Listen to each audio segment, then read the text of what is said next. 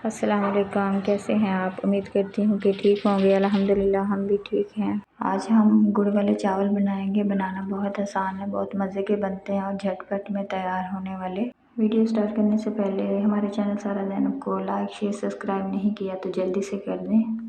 तो गुड़ वाले चावल बनाना स्टार्ट करते हैं। चावल बनाने के लिए मैंने यहाँ एक पैन ले लिया है, उसमें 1 चम्मच सौंफ डालकर 1 कप ऑयल डालकर उसको हल्का सा भून लेंगे।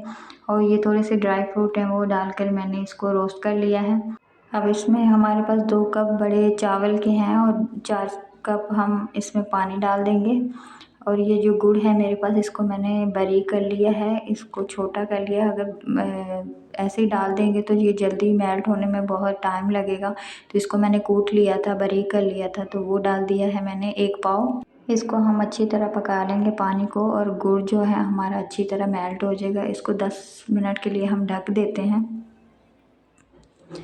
यहाँ पे 10 मिनट हो चुके हैं। 10 मिनट बाद ये देखें गुड़ हमारा अच्छी तरह मेल्ट हो गया है और ये पानी भी हमारा पक चुका है। तो यहाँ पे मैंने जो चावल थे आधा घंटा पहले अच्छी तरह धोकर भिगो दिए थे, और अब उसका पानी रिमूव करके ये मैंने डाल दिए हैं। तो ये देखें चावलों का कलर भी हमारा गुड़ की तरह अच्छा सा आ गया है। अब इसको हम ढक देंगे 10 मिनट के लिए। 10 मिनट बाद चेक करते हैं। यहाँ पे 10 मिनट हो चुके हैं। तो ये देखें हमारा जो पानी है, हाफ़ पानी जो हमारा है ड्राई हो गया है। ये देखें अभी ये थोड़ी देर बाद दम पे नहीं आए हैं, थोड़ी देर बाद इसको और ढक देते हैं 5 मिनट के लिए।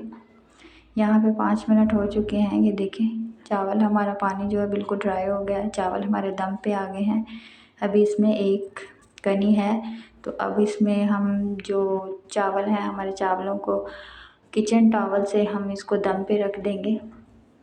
दम हम 10 से 15 मिनट के लिए रखेंगे और बिल्कुल हल्की आंच कर देंगे।